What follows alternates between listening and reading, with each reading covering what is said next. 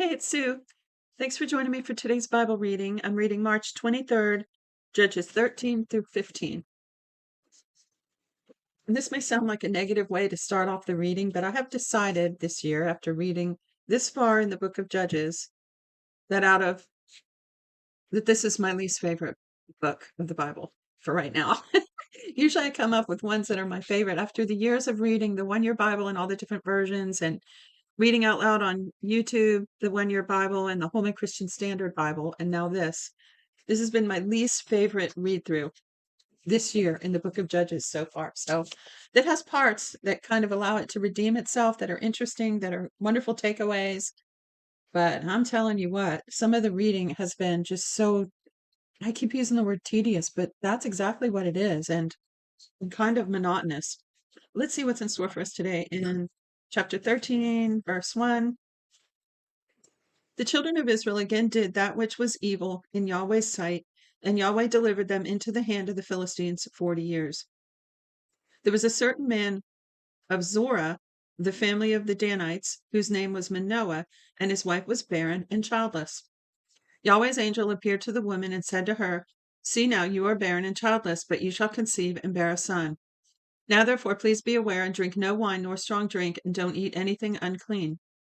For behold, you shall conceive and give birth to a son. No razor shall come on his head, for the child shall be a Nazarite to God from the womb. He shall begin to save Israel out of the hand of the Philistines." Then the woman came and told her husband, saying, "A man of God came to me, and his face was like the face of an angel of God, very awesome. I didn't ask him where he was from, neither did he tell me his name. But he said to me, Behold, you shall conceive and bear a son. And now drink no wine nor strong drink. Don't eat any unclean thing, for the child shall be a Nazarite to God from the womb to the day of his death." Then Manoah entreated Yahweh and said, "O Lord, please let the man of God whom you've sent come again to us and teach us what we should do to the child who shall be born." Now, what does this remind you of? It reminds me of when the angel came to Mary and then confirmed that word to Joseph. Interesting that in both cases they came to the woman first. I mean, she is the one having the baby, right? Um, also, there is, see, it's already redeeming itself. This is interesting to me. And I want to say it's not the content of Judges that has been more challenging for me this time, just the reading of it, the reading of a lot of long lists and stuff. So I digress back to that other conversation. But this part's interesting. So and if you've read the Bible before, you know whose story we're getting to. But this is Manoah and his wife. It does not give her name. Manoah and his wife. And she was barren and childless. So that's like Abraham's wife, right? So you can see the correlation here to other parts of scripture. All right, back down here. So he sought the Lord and said, "Please let the man of God who you sent come again and teach us what we should do to the child who shall be born." I mean, they obviously cherished this situation, and nobody in those days wanted to be barren to begin with. So it says, God listened to the voice of Manoah, and the angel of God came again to the woman.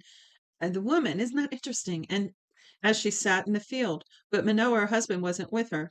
The woman hurried and ran and told her husband and said to him, "Behold, the man who came to me that day has appeared to me." Manoah arose and followed his wife and came to the man and said to him, "Are you the man who spoke to my wife?" He said, "I am." Manoah said, "Now let your words happen. What shall the child's way of life and mission be?" Yahweh's angel said to Manoah, "Of all that I said to the woman, let her beware. She may not eat of anything that comes of the vine, neither let her drink wine or strong drink, or any unclean thing. Let her observe all that I commanded her." Manoah said to Yahweh's angel, "Please stay with us that we may make a young goat ready for you." Yahweh's angel said to Manoah, "Though you detain me, I won't eat your bread. If you will prepare a burnt offering, you must offer it to Yahweh." For Manoah didn't know that he was Yahweh's angel. Manoah said to Yahweh's angel, "What is your name? And when your words appear, we may honor you." Yahweh's angel said to him, "Why do you ask about my name, since it is incomprehensible?" So Manoah took the young goat with the meal offering and offered it on the rock to Yahweh. Then the angel did an amazing thing as Manoah and his wife watched. For when the flame went up toward the sky from off of the altar, Yahweh's angel ascended in the flame of the altar. Wow. Manoah and his wife watched, and they fell on their faces to the ground. But Yahweh's angel didn't appear to Manoah or to his wife any more. Then Manoah knew that he was Yahweh's angel. Manoah said to his wife, "We shall surely die because we have seen God." But his wife said to him, "If Yahweh were pleased to kill us, he wouldn't have received a burnt offering and a meal offering at our hand, and he wouldn't have shown us all these things, nor would he have told us such things as these at this time." The woman bore a son and named him Samson. The child grew, and Yahweh blessed him. Yahweh's spirit began to move him in Mene Dan between Zorah and Eshtaol. 14. Samson went down to Timnah and saw a woman in Timnah of the daughters of the Philistines. He came up and told his father and his mother and said, "I have seen a woman in Timnah of the daughters of the Philistines. Now therefore get her for me as my wife." Then his father and his mother said to him, "Isn't there a woman among your brother's daughters and among all my people that you go to take a wife of the uncircumcised Philistines?" Samson said to his father, "Get her for me, for she pleases me well." But his father and his mother didn't know that it was of Yahweh, for he sought an occasion against the Philistines. Now at that time the Philistines ruled over Israel. Then went Samson down with his father and his mother to Timnah, and came to the vineyards of Timnah, and behold, a young lion roared against him. Yahweh's spirit came mightily on him, and he tore him as he would have torn a young goat, and he had nothing in his hand. But he didn't tell his father and mother what he had done. He went down and talked with the woman, and she pleased Samson well. After a while he returned to take her, and he turned aside to see the carcass of the lion, and behold, there was a swarm of bees in the body of the lion, and honey. He took it in his hands and went on eating as he went. He came to his father and mother and gave to them, and they ate, but he didn't tell them he had taken the honey out of the lion's body. His father went down to the woman, and Samson made a feast there for the young men, for the wow, for the young men used to do so. When they saw him, they brought 30 companions to be with him. Samson said to them, "Let me tell you a riddle now. If you can declare it to me within 7 days of the feast and find it out, then I will give you 30 linen garments and 30 changes of clothing. But if you can't declare it to me, then you shall give me 30 linen garments and 30 changes of clothing." They said to him, "Tell us your riddle that we may hear it." He said to them, "Out of the eater came out food, out of the strong came out sweetness." They couldn't in 3 days declare the riddle. On the seventh day, they said to Samson's wife, "Entice your husband that he may declare to us the riddle, lest we burn you and your father's house with fire. Have you called us to impoverish us? Isn't that so?" Samson's wife wept before him and said, "You just hate me and you don't love me. You told a riddle to the children of my people and haven't told it to me." He said to her, "Behold, I haven't told my father or my mother. Why should I tell you?" She wept before him the 7 days while their feast lasted, and on the seventh day he told her, because she pressed him severely, and she told the riddle to the children of her people.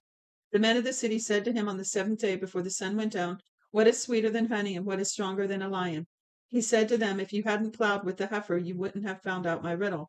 Yahweh's spirit came mightily on him, and he went down to Ashkelon and struck 30 men of them, and took their plunder, and gave the changes of clothing to those who declared the riddle. His anger burned, and he went to his father's house, but Samson's wife was given to his companion who had been his friend. How tragic is that? That's terrible. 15, last chapter for today. But after a while, in the time of the wheat harvest, Samson visited his wife with a young goat. He said, "I will go in and find my wife's room." But her father wouldn't allow him to go in. Her father said, "I most certainly thought that you utterly hated her, therefore I gave her to your companion. Isn't her younger sister more beautiful than she? Please take her instead." Samson said to them, "This time I will be blameless in the case of the Philistines, who I harm when I harm them." Samson went and caught 300 foxes, and took torches, and turned tail to tail, and put a torch in the middle between every two tails. When he had set the torches on fire, he let them go into the standing grain of the Philistines, and burned up both of the shocks and the standing grain, and also the olive groves. Then the Philistines said, "Who has done this?" They said, "Samson, the son-in-law of the Timnite, because he has taken his wife and given her to his companion." The Philistines came up and burned her and her father with fire. Samson said to them, "If you behave like this, surely I will take revenge on you, and after that I will cease." He struck them hip and thigh with a great slaughter, and went down and lived in the cave of Etam's rock. Then the Philistines went up and camped in Judah and spread themselves in Lehi. The men of Judah said, "Why have you come up against us?" They said, "We have come up to bind Samson to do to him as he has done to us." Then 3,000 men of Judah went down to the cave in Etam's rock and said to Samson, Don't you know that the Philistines are rulers over us? What then is this that you have done to us? He said to them, As they did to me, so I have done to them. They said to him, We have come down to bind you that we may deliver you into the hand of the Philistines. Samson said to them, Swear to me that you will not attack me yourselves. They spoke to him, saying, No, but we will bind you securely and deliver you into their hands, but surely we will not kill you. They bound him with 2 new ropes, and brought him up from the rock. When he came to Lehi, the Philistines shouted as they met him. Then Yahweh's Spirit came mightily on him, and the ropes that were on his arms became as flax that was burnt with fire, and his bands dropped from off his hands. He found a fresh jawbone of a donkey, put out his hand, took it, and struck 1,000 men with it. Samson said, With the jawbone of a donkey, heaps on heaps, with the jawbone of a donkey, I have struck thousands of men. When he had finished speaking, he threw the jawbone out of his hand, and that place was called Ramah Lehi. He was very thirsty, and called on Yahweh, and said, You have given me this great deliverance by the hand of your servant. Now shall I die of thirst, and fall into the hands of the uncircumcised? But God split the hollow place that is in Lehi, and water came out of it. When he had drunk, his spirit came once again, and he revived. Therefore its name was called En Hakor, which is in Lehi to this day. He judged Israel 20 years in the days of the Philistines. And that's it for today's reading. Thanks for joining me, and I'll talk to you tomorrow.